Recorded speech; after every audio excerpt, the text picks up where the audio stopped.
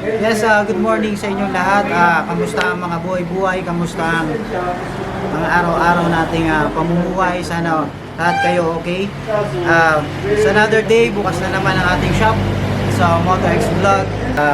Meron tayong bagong project for today, ano? So, nakikita niyo ba yung nasa likod ko? That is v50.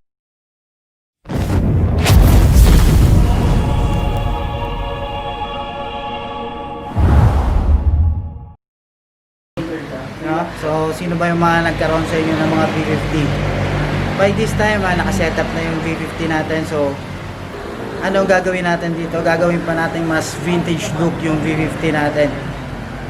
White wall in the house. So, meron tayong extra goma kasi as you look the v50, sa unahan niya is merong medyo maliit yung goma. So, yung walling natin is medyo makapal.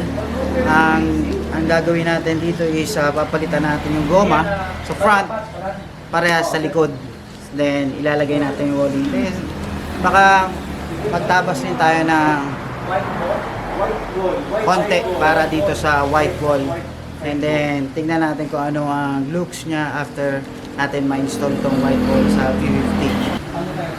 So dadalhin mo na yung bike sa vulcanizan para ma-install yung mga goma, and then after that dadalhin yung mga rims para install natin yung white wall, then check natin kung ano ang looks niya, ano yung looks niya after ma-install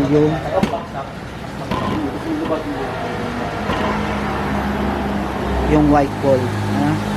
So tingnan natin later, see you later guys. So napakabit na ni Sir Carlo yung gomang bago.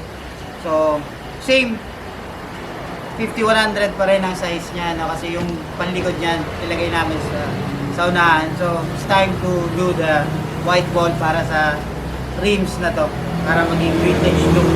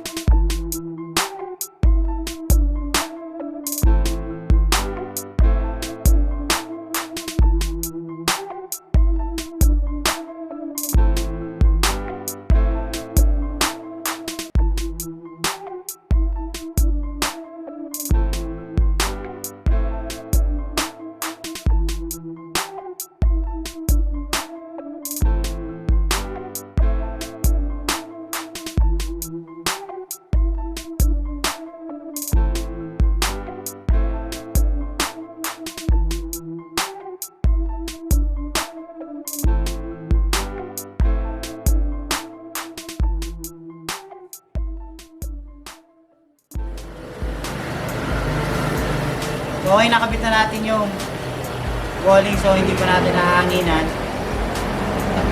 Kita nyo naman goma na to. So pag in-inflate natin ito, makikita natin kung sakto yung white wall natin, kung maganda ba tignan. Pero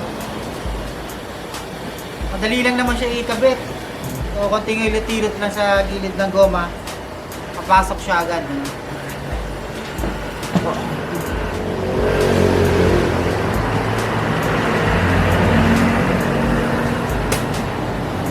So let's do the front wheel.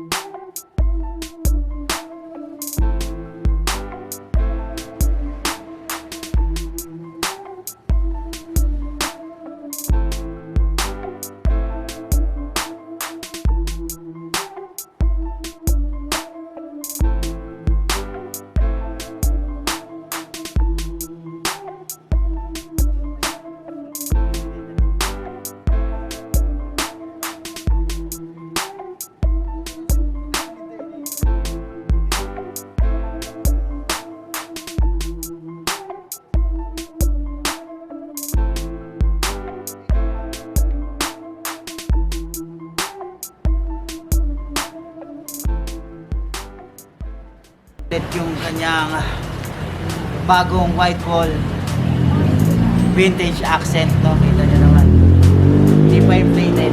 Tingnan natin mamaya after makabit.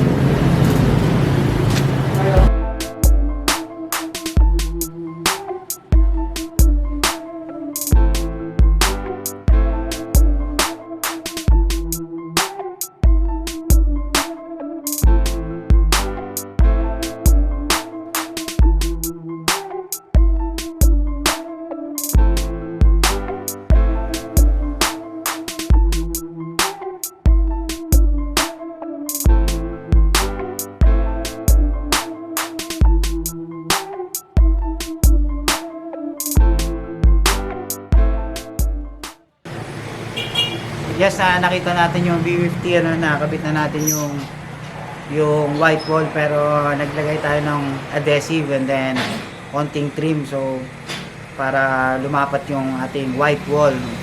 Pero bumagay naman siya sa rims na 17, so 1.4 ang gamit niyang rim.